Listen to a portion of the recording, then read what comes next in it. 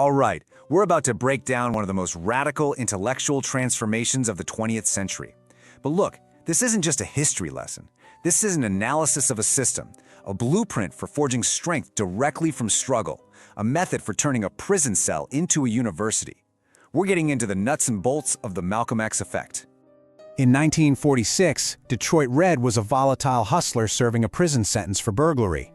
His defining moment wasn't a sudden escape, but a rigorous, systematic commitment to intellectual warfare. And that right there, that single idea, is the key to understanding everything that comes next. See, it was never about breaking out of prison. It was about building an unbreakable fortress inside his own mind.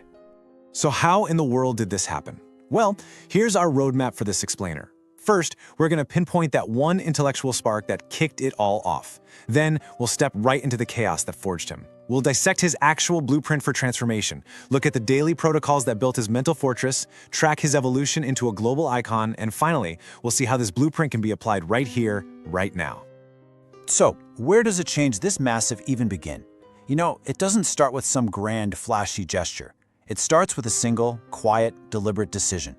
It starts with the realization that the most important battles, they aren't fought with fists. They're fought with words and ideas. You have to understand this reframing of the prison cell. For almost anyone else, it's the end of the road, a place of punishment. But for the man who would become Malcolm X, it became a laboratory. It was a controlled environment, an incubator, where he could run a radical experiment on his own mind, totally free from the chaos of his old life. Those walls weren't containing him, they were focusing him. And this is the core concept he developed in that laboratory: intellectual warfare. Now, this wasn't about just, casual reading or learning as a hobby. No, this was strategic. It was the conscious choice to weaponize knowledge.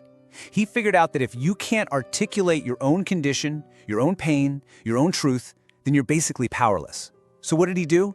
He set out to build an entire arsenal of words.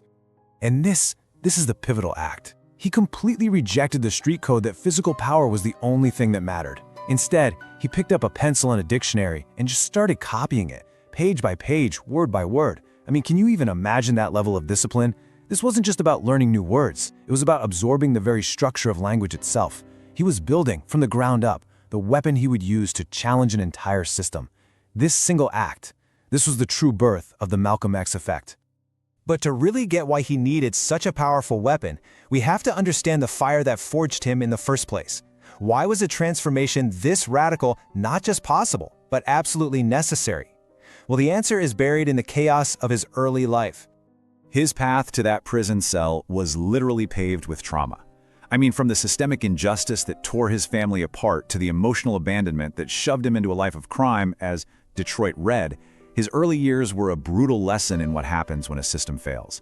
But here's the thing, he didn't let that past make him a victim. He used it as his primary data set, the raw, unfiltered material he would later dissect with surgical precision. Imprisonment wasn't just punishment, it was the hard stop that finally allowed a new order to begin. Now, a fire like that needs a furnace to contain and direct its heat. For Malcolm X, that furnace was the Nation of Islam. Its teachings gave him a philosophical framework, sure, but maybe more importantly, its strict moral and ethical codes provided the monastic discipline he craved. It was that rigid structure that finally let him contain the inferno of his past and channel all of that incredible energy into his intellectual transformation. Okay, so we've seen the spark and we've seen the fuel. Now, let's take a look at the engine itself, the coherent philosophy he built. And this isn't just a random collection of ideas, it's a systematic blueprint for building power from the inside out. You can really break down the entire Malcolm X effect into these three pillars. Think of them like operating principles. First, the absolute requirement for intellectual mastery. Second, a strategic communication style he developed called the anti-apology protocol. And third, a core commitment to personal growth, which we'll call the evolution mandate. Let's dig into each one. This first pillar, it's the absolute bedrock of his entire philosophy, the intellectual mastery mandate. This is the non-negotiable belief that liberation, whether it's personal or for a whole community, is impossible without rigorous, continuous self-education. It's not enough to be angry, you have to be articulate. It's not enough to feel injustice, you have to be able to define it, dissect it, and dismantle it with language. For him, a precise vocabulary wasn't some kind of luxury, it was the fundamental tool of freedom. The second pillar, the anti-apology protocol, really shows off his strategic genius. This was never about being confrontational just for the sake of it. No, he intentionally used uncompromising language to force uncomfortable but necessary conversations. He believed that watering down his message would be a massive strategic failure, that it would just allow the status quo to absorb his points and neutralize them. This protocol was designed to be indigestible, to force a reaction, and to keep his message pure and potent. And that brings us to maybe the most sophisticated pillar of all, the evolution mandate. This is what separates a dogmatist from a true intellectual. It is the disciplined courage to admit you were wrong. It's the strength to abandon a belief system you helped build when you encounter a greater, more inclusive truth. His pilgrimage to Mecca is the ultimate example of this. He saw a universal brotherhood that completely challenged his earlier separatist views, and he had the entirety to change. This mandate proves that his primary loyalty was never to an organization, but to the truth itself. So, if that was the philosophy, how did he actually do it? I mean, a blueprint is useless without a builder, right?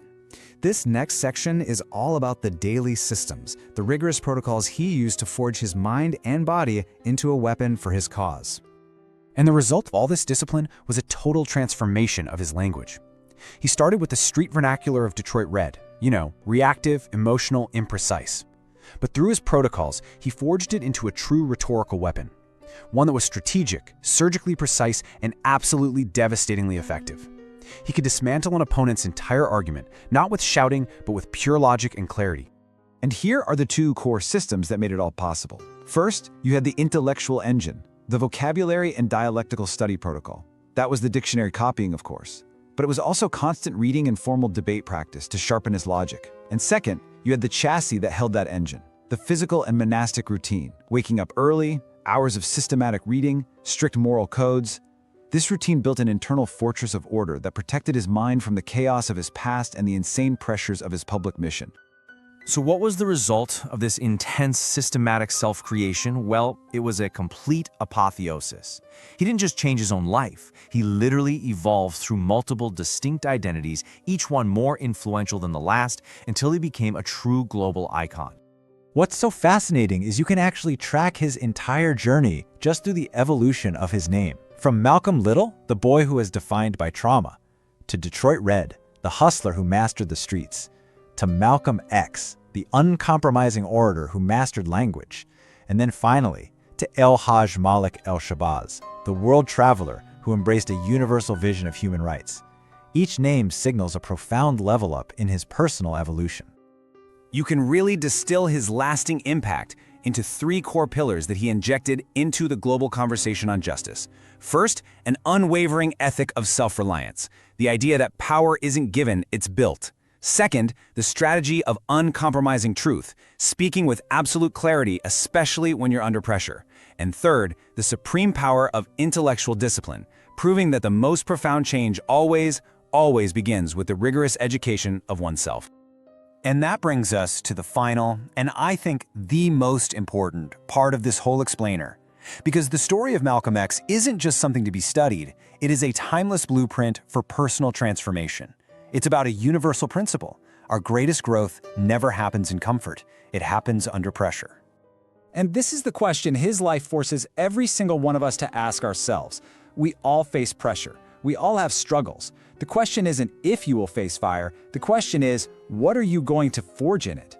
How do you take the chaos, the challenges, the injustices of your own life and use them as the raw material to build something stronger?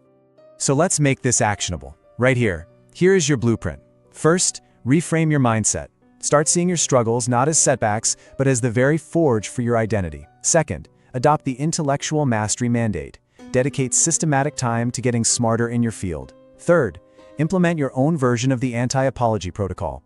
Speak your truth with clarity and conviction. And finally, identify your weaknesses and build a relentless system to turn them into your greatest strengths. In the end, Malcolm X's entire legacy is built on a single powerful truth. The greatest battle you will ever fight is the one in your own mind. The Malcolm X effect is the blueprint for that battle, a manual for transformation through relentless intellectual discipline. His life is a testament to an immutable rule: your mind is your fortress.